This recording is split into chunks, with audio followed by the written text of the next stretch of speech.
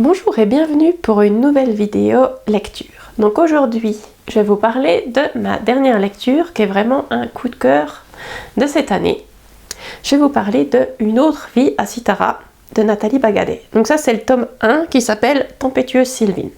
Sylvine c'est le personnage principal qui est une jeune fille qui apprend qu'elle est la gardienne de Citara. Citara étant le monde de fantaisie de ce roman.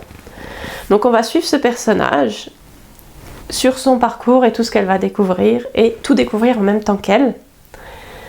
Donc c'est un personnage que j'ai adoré parce que comme beaucoup des personnages en fait, parce qu'après elle est entourée de beaucoup d'amis, c'est des personnages qui sont très forts, qui sont capables de plein de choses, mais ils gardent tous leur humanité. Et Sylvine par exemple, elle est très douée pour plein de choses, mais elle reste très impétueuse comme le titre.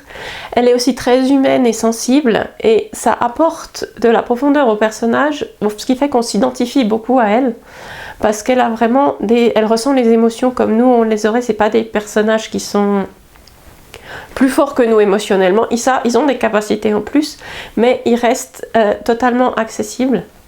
Et tous les personnages sont assez différents des uns des autres, mais ils ont tous cet équilibre qui fait qu'ils sont très attachants et que on les suit avec plaisir.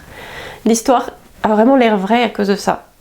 Et le deuxième truc qui est super dans ce livre-là, c'est la création de Citara en général. Parce que l'autrice a vraiment créé un univers de fantaisie en profondeur.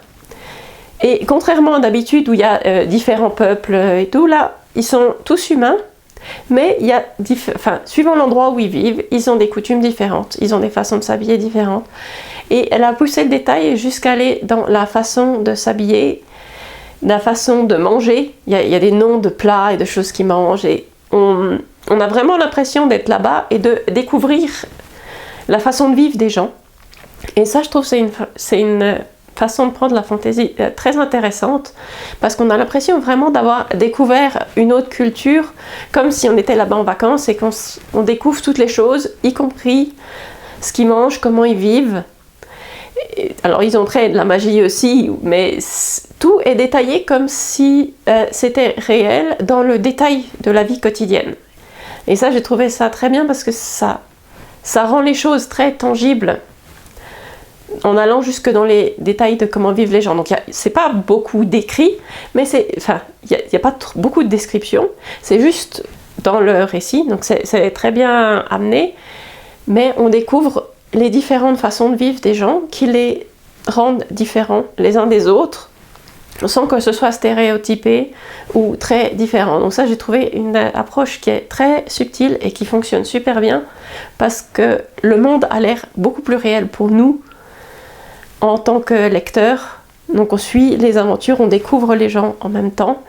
Et j'ai trouvé ce monde de Citara était vraiment très bien fait et on a vraiment plaisir à découvrir ce monde-là.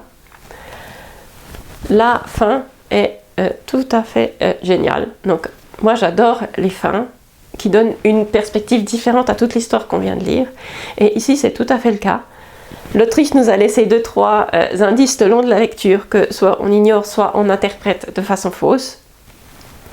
Et c'est mon genre de fin préféré où en fait à la fin on donne une lumière différente à toute l'histoire et toutes les choses qu'on avait interprétées mal finalement donnent une nouvelle lumière au récit. Et ça j'ai adoré, donc je ne vous dirai pas du tout qu'est-ce qui se passe, mais ça vaut la peine de le lire jusqu'au bout, juste pour avoir la fin.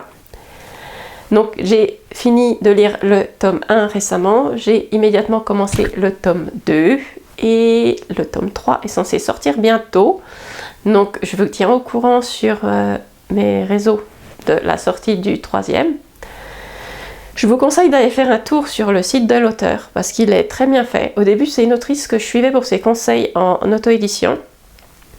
Je suis abonnée à sa newsletter depuis plusieurs années et j'ai franchement plaisir à découvrir chacun de ses emails où il y a toujours des informations intéressantes sur ses livres, sur autre chose. Enfin, elle raconte beaucoup de choses et c'est des newsletters qui sont très personnels. Donc je vous conseille, si vous aimez les newsletters d'auteurs, d'aller faire un tour sur son site parce que vous y trouverez des choses intéressantes. Donc c'est tout pour aujourd'hui et on se retrouve bientôt pour une nouvelle lecture.